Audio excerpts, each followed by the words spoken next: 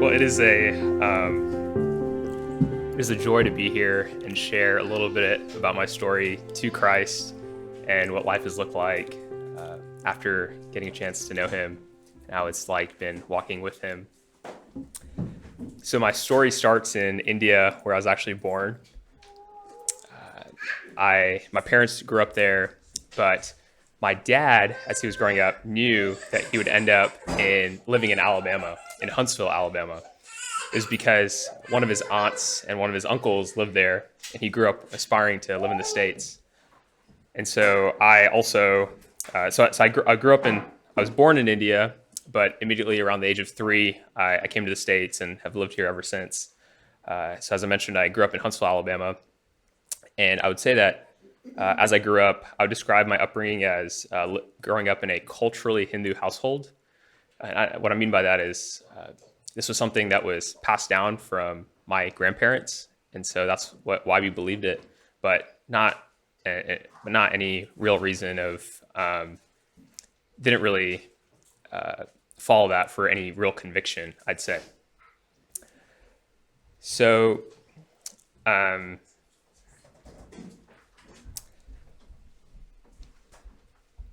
And as I was growing up, there was one person in my family that was Christian, and that I knew about, and that was my dad's cousin. Her name was Lakshmi, and she became a Christian while she was in medical school. But apart from her, I didn't know that many people that spoke about Christ growing up. It's really scary growing up in the Bible Belt of America. I'd say that the best way to describe that upbringing is you'd hear about Jesus, but he would feel like this good teacher. You would hear about scripture, but it would really be just this thing that you could flash on your Instagram bio. And then you'd hear about people going to church, but it was really this social club that it felt like that, at least. And so growing up, I never really understood why Christ died and why there was a need to follow him. I'd say a big part of my story also starts when I was in high school. One of the things that I made a theme of my life pretty early on, or at least around before I was a Christian, was that I knew that I didn't have to be the hardest working person, but if I was, or I didn't have to be the smartest person, but if I was the hardest working, I could probably get to where I wanted to go. And so that was just like a motto that I made for myself, that if I was playing tennis, I didn't have to be the most athletic. If I was in school, I didn't have to be the smartest person. If I was part of some extracurricular activity, I didn't have to be the most witty person there. But if I worked really hard, I could get to where I wanted to go. And so I thought that was going to be my motto for my life. And I remember when senior year of high school came, it was kind of the decision where most people decide where they're going to go to college. And instead of applying to college, I actually decided that I was going to apply to these programs that are called BSMD programs. And what they are that you basically apply. It's almost like you're applying to medical school out of high school. And if you're pre-accepted, you go through your undergrad years, but then you don't have to take the MCAT and a lot of those testing requirements that are and grades that you don't have to have those competitive grades you need for med school. And so it's kind of like a pre-acceptance into med school. And then so after undergrad years, you start med school immediately. And so I thought, whoa, this is kind of like a cheat code for med school. I'd surely be a part of that. So I took a list of 20 BSMD programs and I applied to them. So I had kind of 3 lists in those BSMD programs. I had the ones that kind of on the bottom of the pack that I thought, oh, surely I'll get into these. I had a middle of the pack list that I thought, oh, I'll be competitive for these. And then there was a few that I applied to that I knew, man, it would take some luck of the draw to get into those. Didn't really feel qualified, but I applied anyway. I called those like my reach schools. And at the end, it was really shocking because I got into 2 programs at the end of that cycle. The first program was one that was kind of in the middle, the ones that I thought I was competitive for. And then the other program was actually my top choice in Baylor University. And it didn't make sense because I didn't get into any of the ones that I thought I'd get into. I got into one of the ones I was competitive for, and I got into my top choice program. It's like, this doesn't make any sense. So as I reflected on that, it was the first time that I realized, again, my motto at the time was work really hard, you'll get to where you want to go. But I worked really hard and I felt like I got something I didn't deserve. and it didn't make any sense, which I'm sure is foreshadowing for what was to come later on in my life. But I took a step back that day, and I remember looking up going, God, is that you? Um, I remember there was, of all the universities I could have gotten into, I got into one affiliated with Baylor University, which is a Christian institution, and probably the only Christian one I applied to, a Christian school that I applied to. So I was like, man, is this like God's way of drawing me to Jesus? And so I remember being kind of excited to maybe learn a little bit about who Jesus was as I entered Baylor University. But similar to my upbringing in Alabama, where I was around a ton of cultural Christianity, I'd say that I faced that again in college. And so I was really put off by people speaking about Christ, but then on the weekends going and bragging about how much they drank. It just, this double life didn't seem like that's what a Christian ought to act like. And so I kind of put off my search of Christ at that time. But I was really fortunate. My sophomore year, I was able to go on a study abroad. It was a trip to the Netherlands, and it was an all Baylor student trip, and it was actually led by a couple of Baylor professors. One of those professors, her name was Dr. Baker, and she was well known on campus because, one, she was a physician who also taught classes, but two, she spent a subset of her time serving people in Kenya, and she was also a missionary there. And the classes that I was taking at the time were pathophysiology, which is like the study of disease. I was taking a class on global health, which is a study of health from like a population perspective. And then I was taking a class, this philosophy class on suffering, and we were trying to answer the question, what is suffering, or why does it exist?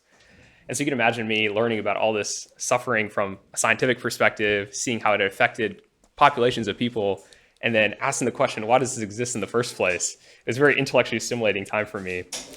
But I remember the thing that really stood out to me from that trip was actually the Baylor students that I was around. I would say that looking back, there were people that were truly abiding.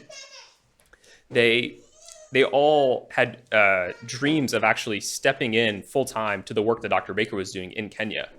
It's the first time in my life I was around people that wanted to give themselves up for something much bigger than themselves. And it was very attractive to me. And I asked them, why would you do this? You could be a physician in America and make a 6-figure salary. Why would you give yourself up to serve people like this? And they said it was because of their faith. And they all told me to read a book called Mere Christianity. They said I'd learn a little bit more about why they do what they do. So I went back to Alabama, and I went to my local library in Madison, which is actually where I grew up. It was a suburb of Huntsville. And I went to the local library to pick up a copy of this book. I remember looking online beforehand. They told me they had a few copies there. So I was really excited. But when I went to the library, there was no books on the shelf of Mere Christianity. And I was really shocked. Like, what? I was told that there'd be a few copies here. So I asked the librarian, and she told me, hey, go to the main branch 30 minutes away. They have a few copies. I'm looking at the catalog right now. We see that there's a few copies there. So I go to the Huntsville library, the main one, like 30 minutes away. And there's, when I get there, to my shock, there's only one copy left. I'm going, okay, well, at least there's one. So I pick up the cover, and on the front cover of the book of Mere Christianity is a sticker that says, donated by Drs. Ramu and Lakshmi Nalamala.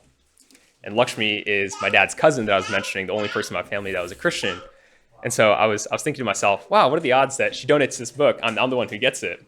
And so I was really excited. I read that book. I don't know if anyone else has, but it's a very dense book.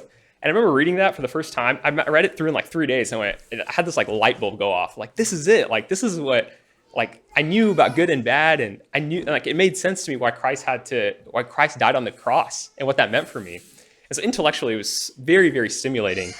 But I would say that as many of y'all know, there's more to Christ than just the intellectual stimulation that comes from why he had to die on the cross. There's a surrender that he was after, and that was something that I was not willing to give up just yet.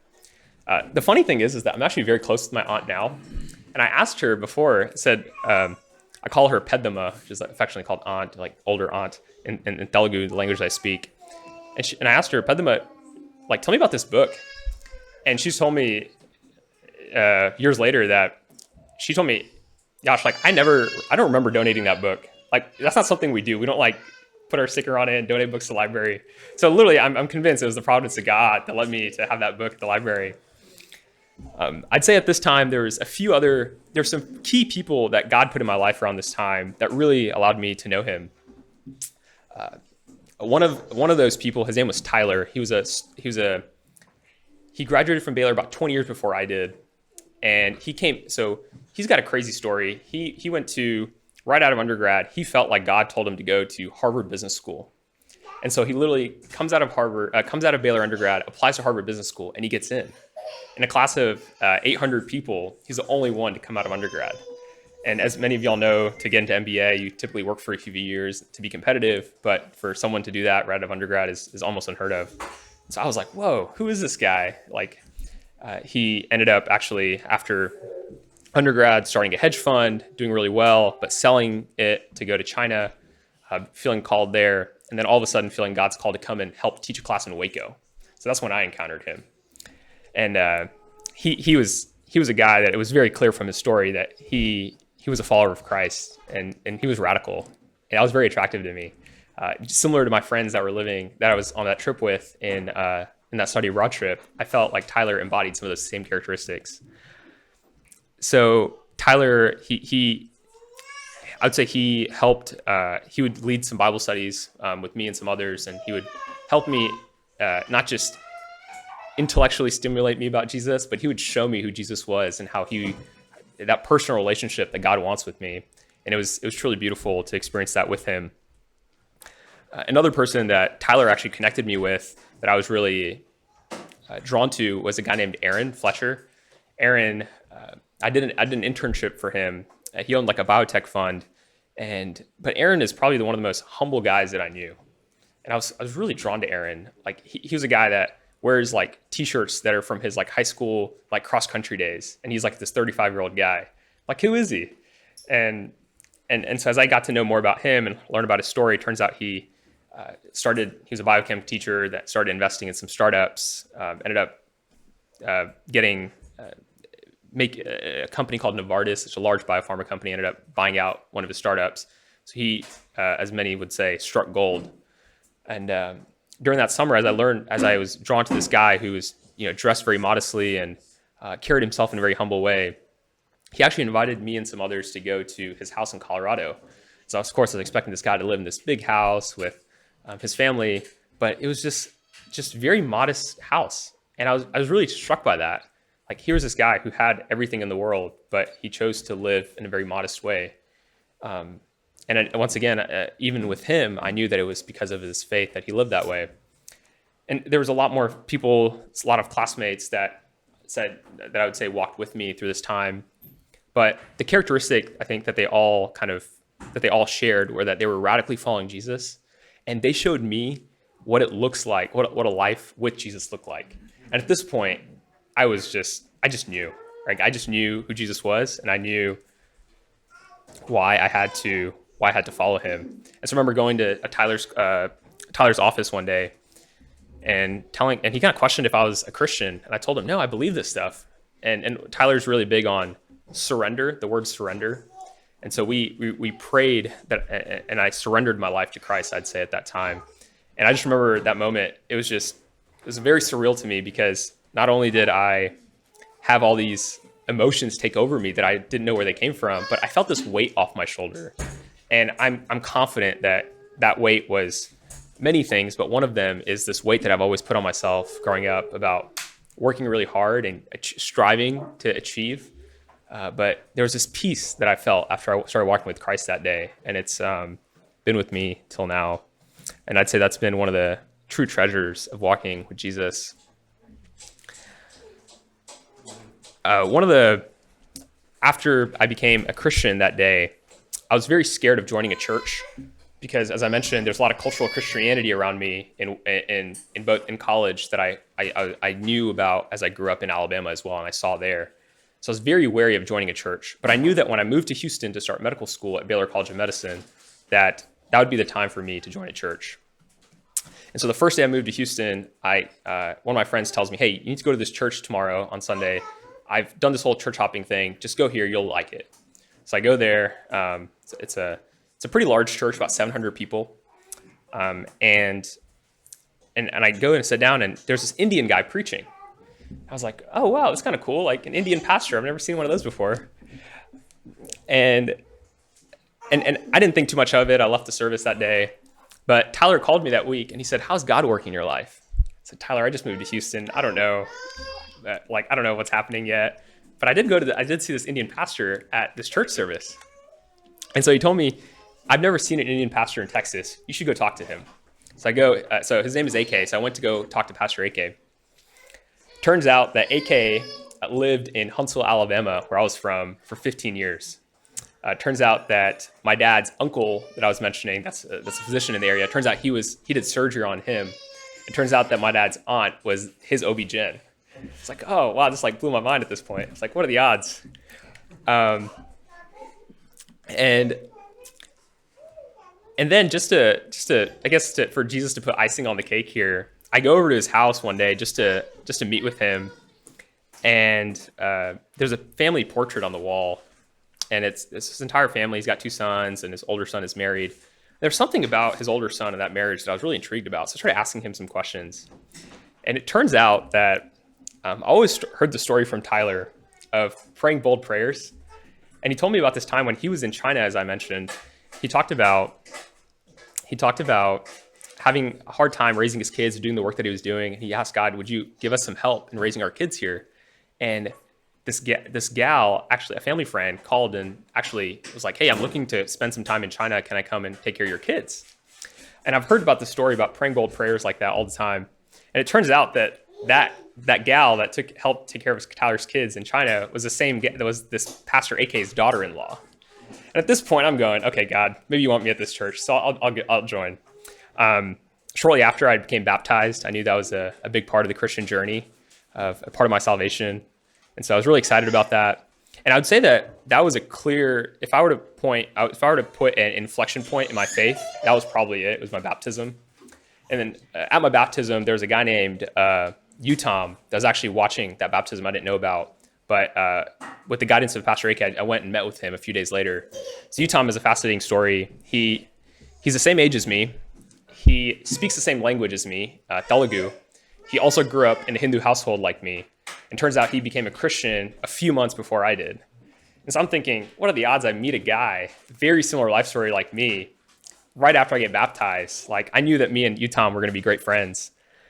And he told me that day, Yash, me and some guys are going to start meeting up Friday morning at 6 o'clock. Come join. But at this time, I was kind of in the heat of medical school, and I'd go to sleep at 3 a.m. and wake up at 11. So I told him, Utom, there's no way that I'm about to meet up on a Friday morning with some guys. That weekend, I actually went to Waco to visit Tyler. And when I was telling him a little bit about my life and to catch him up on everything that was going on. And he told me, Yash, and this is before I told him about Utom or anything that was really going on with church life yet. He looked at me and he said, Yash, I feel like what you need is 2 to 3 guys that you can do life with that meet up Friday morning at 6 o'clock. And I told him, Tyler, you won't believe this. I literally had a guy ask me that this past week, and you won't believe his story. So I ended up meeting with these guys. They became brothers to me. We grew a ton in our faith together. And I'd say that all of us, we just kind of grew exponentially. We saw victories against sin that we never faced before in our lives. It was a beautiful time of growth. In that growth, we learned about the value of discipleship and how guys can spur each other on towards something much bigger than themselves. We learned about evangelism and how the Bible story is so much bigger than the world that we perceive, but is about making disciples and about how Jesus wants his name known to all the Gentiles and all the nations. And as we were just so fervent about Jesus' calls and seeing the fruit in our own lives, we looked around and we were actually really shocked at how the larger church, while these things were preached from the pulpit, never trickled down to its members. And that was really frustrating, being a part of a group of guys that were wanting to spur those around us on, but being almost hindered, I think, by the structures that exist at some of these large churches. And at this point, I was starting to get a little bit frustrated, and I think the guys kind of realized that there was something more that I was seeking that wasn't being met at my local church. At this time, I was also wrestling with a personal, I'd say, quest of mine, which was around this time I started. I spent most of my undergrad in investing, doing a lot of investing in startups and biotech, and I knew there'd be a time in my medical school years where I would have to come to God and just fast and pray and ask him, Lord, would you lead me to where you want me to go next? And it's really from, I think, on Matthew's in the Sermon on the Mount, Jesus gives 3 when statements: when you pray, when you give, and when you fast. And so I just knew that fasting would be a surefire way for me to hear from Jesus about where he wanted me to go. And so I decided to fast for a weekend. And that weekend, I actually came across an email, Finney, and he was speaking at this investor conference. And so I looked up Finney's background, and I was like, oh, this guy's Indian. He went to medical school. He is also an investor. Oh, and he leads a church in town. Would love to learn from him. This is the kind of guy that I'm looking for. And that same weekend, one of my friends called me, and he said, Yash, I actually know Finney. I know Finney's business partner. I can get you connected with him. It's like, wow, like, what are the odds? Like, this is what I was waiting for the whole weekend. And I was so ecstatic. The first thing I did was, as I was waiting a response from Finney's business partner, I started reading when King Jesus Claims His Church.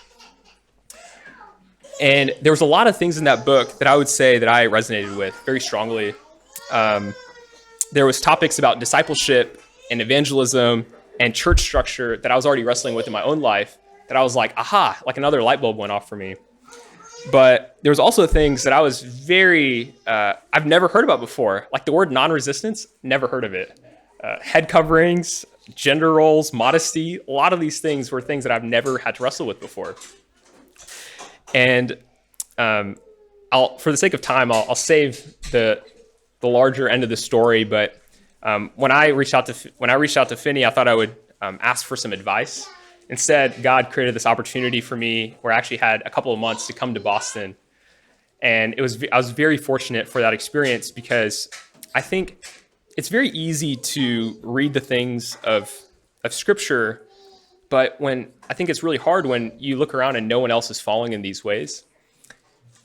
But when I came here, I think one thing that changed for me is what some here have described as a plausibility structure.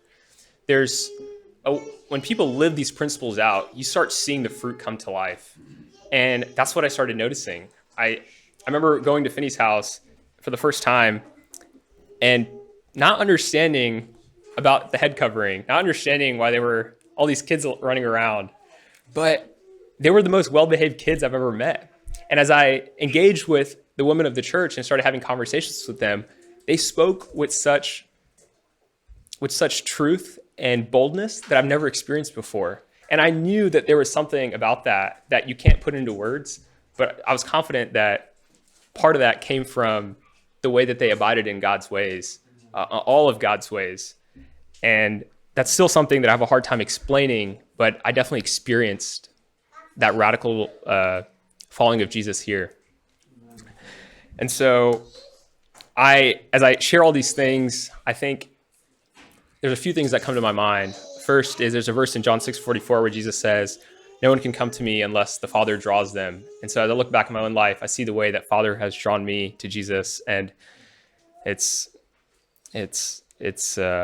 beyond words of why a kid from Huntsville, Alabama, growing up in the environment that I did, ended up being a follower of Christ. But I also am very grateful for a church that embodies the ways of Jesus, because it has allowed me to also follow suit in that journey. And so I'm very blessed for the way that Jesus has drawn me to this place, and also for the people here that have poured into me. I feel like I am on another, just like my baptism, how it has kind of propelled me into my faith with those around me. I feel like I'm at another inflection point in my faith as I'm growing with those around me here. And so it's nothing but, I guess, gratitude towards Father who does all things for his glory.